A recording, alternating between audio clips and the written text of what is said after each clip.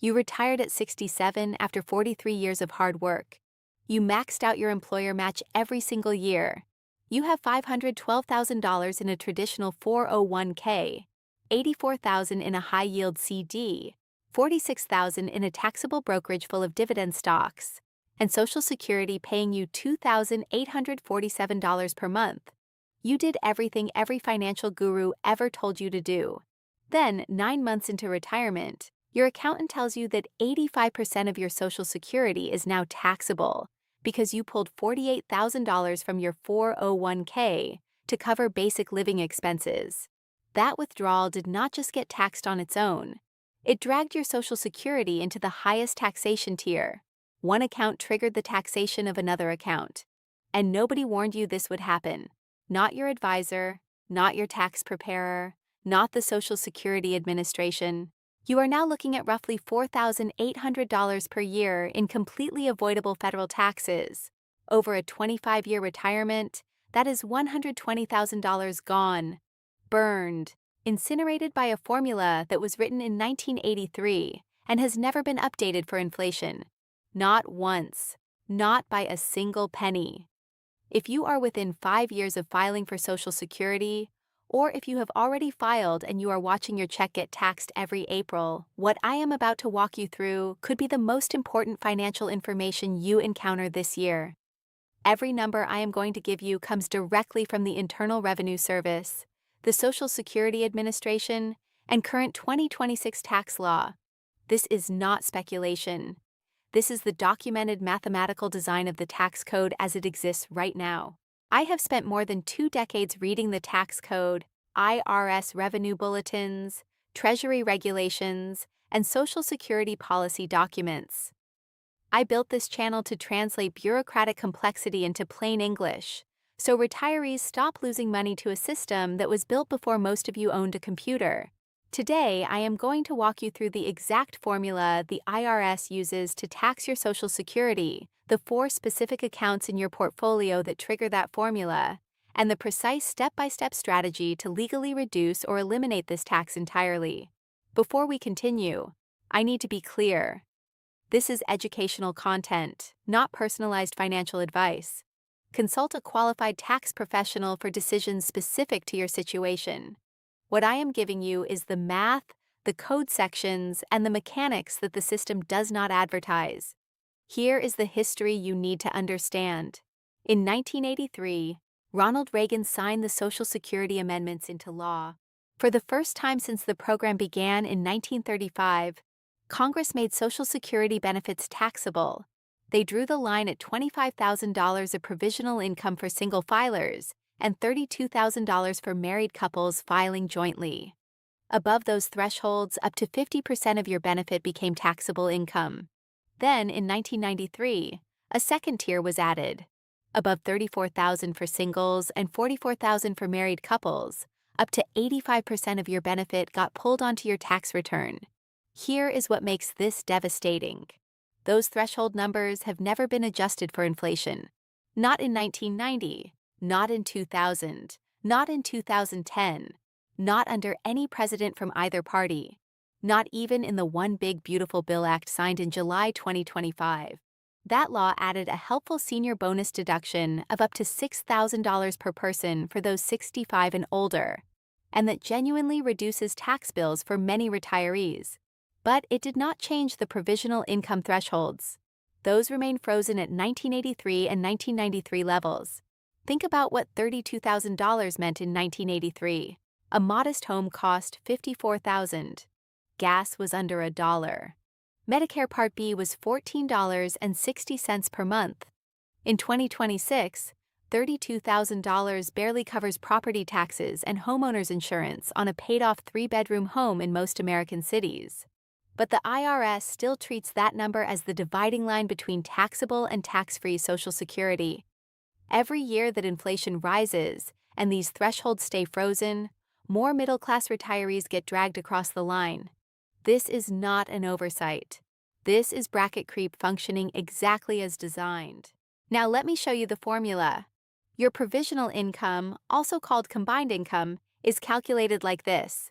Take half of your annual Social Security benefit, add all of your other income, which includes wages, traditional 401k withdrawals, traditional IRA withdrawals, pension payments, interest from CDs and savings accounts, capital gains, dividends both qualified and non-qualified, and rental income. Then add your tax-exempt interest, including municipal bond interest. Yes, the interest your broker told you was completely tax-free gets counted in this formula. The IRS specifically designed provisional income to include tax-exempt interest, even though that income is not directly taxed.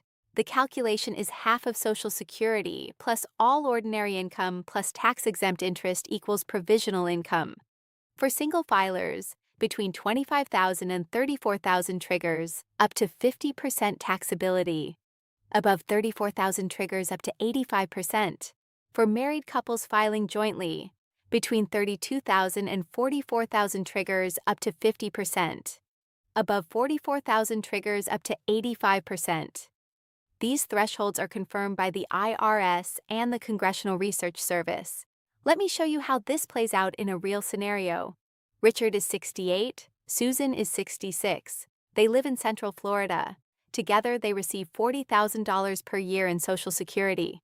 To cover their living expenses, including HOA fees, Medicare premiums, groceries, utilities, and visiting grandchildren, they withdraw $40,000 annually from Richard's traditional 401k, which holds $620,000. Their provisional income is $20,000, which is half their Social Security, plus $40,000 from the 401k withdrawal, totaling $60,000. They are $16,000 over the $44,000 married threshold. The IRS triggers the 85% tier, and approximately $28,900 of their Social Security becomes taxable income. Their total taxable income is $68,900 minus their standard deduction. In 2026, a married couple both over 65 receives a combined standard deduction of approximately $46,700. That includes the base standard deduction of $29,200, plus the additional standard deduction for those over 65 of $3,300, plus the new senior bonus deduction of up to $12,000 for a married couple both 65 and older with modified adjusted gross income under $150,000. After subtracting that deduction, their federally taxable income is approximately $22,200, and they owe federal tax on it. Now watch what happens when we change one variable. If Richard had converted his traditional 401k to a Roth IRA before claiming Social Security and pulled the same $40,000 from the Roth instead, Roth withdrawals do not count as income. They do not appear in the provisional income formula. Their provisional income becomes $20,000. That is $12,000 below the $32,000 threshold. 0% of their Social Security is taxable. Their federal tax bill drops to approximately zero after the standard deduction. Same spending, same lifestyle, same Social Security check. One path costs thousands per year in taxes. The other costs nothing. The only difference is which account the money came from. Here are the 4 accounts that trigger this tax. The first is the traditional 401k. Every dollar withdrawn is ordinary income that feeds your provisional income. The solution is a Roth conversion executed in the years between retirement and your Social Security claiming date. You pay ordinary income tax on the converted amount in the year of conversion, but after that, every withdrawal is tax-free and invisible to the formula. The optimal strategy is filling the lower tax brackets with conversions each year before claiming. For 2026, the 12% bracket for married filing jointly runs from $24,801 to $100,800 of taxable income according to the IRS. In states with no income tax like Florida, Texas, and Nevada, Roth conversions cost only federal tax, making them particularly effective. In states like California, where the top bracket reaches 13.3%, timing conversions carefully or relocating before converting can save tens of thousands. The second toxic account is the traditional IRA. Same mechanics as the 401k. Every withdrawal is ordinary income that counts toward provisional income. But there is an additional problem. Required minimum distributions begin at age 73 under current law. rising to 75 for those born in 1960 or later. Once RMDs start, the IRS forces you to withdraw a percentage of the account annually, whether you need the money or not. Those forced withdrawals crush your provisional income. Roth IRAs have no required minimum distributions for the original owner. Converting traditional IRA funds to a Roth before RMDs begin eliminates this threat permanently. The third toxic account is the high-yield CD or savings account. When you put $80,000 into a CD paying 4.5%, you generate $3,600 of annual interest. That interest hits your 1099-INT, counts as ordinary income, and feeds your provisional income even if you never touch the money. CD interest is taxed at ordinary income rates, not the lower capital gains rates. The fix is repositioning. Move cash into a Roth if possible. Consider I-bonds, which let you defer interest until redemption. Consider tax-efficient alternatives that do not generate annual taxable income during your Social Security years. Every dollar of interest that appears on your tax return potentially pushes your benefits deeper into the 85% zone. The fourth toxic account is the taxable brokerage. If you hold dividend-paying stocks, mutual funds, or bond funds in a taxable account, you generate 1099-DIV income annually, whether you sell shares or not. Those dividends count toward provisional income. Actively managed mutual funds can also distribute capital gains each year, even when you made no trades. The solution is asset location. Move tax-inefficient holdings like high-dividend funds, bond funds, and REITs into your Roth where they grow tax-free. Keep only broad market index ETFs with minimal distributions in your taxable brokerage. For those over 70 and a half who are charitably inclined, qualified charitable distributions from your IRA can satisfy your RMD without counting toward taxable income or provisional income. The 2026 QCD limit is $105,000 per person. Here is your step-by-step strategy. Step 1. Pull your most recent Social Security statement and all account statements. Calculate your projected first-year provisional income. If it exceeds $32,000 married or $25,000 single, you are headed into the trap. Step 2. Identify your conversion window. Every year between now and your claiming date is an opportunity to move traditional funds into a Roth at low tax rates. Calculate how much you can convert while staying within the 12% bracket. For married filers in 2026, that means filling taxable income up to approximately $100,800. Step 3. Review every account generating annual taxable income. Every CD, every dividend stock, every bond fund in a taxable account. Determine whether it belongs inside a Roth instead. Step 4. If you are already receiving Social Security and already in the 85% zone, switch future withdrawals to Roth sources, harvest tax losses in your brokerage, and use QCDs to reduce your adjusted gross income. Step 5. Consider delaying Social Security if you have not yet claimed. Every year you delay from 67 to 70 increases your benefit by 8% and gives you another low-income year for conversions. Step 6.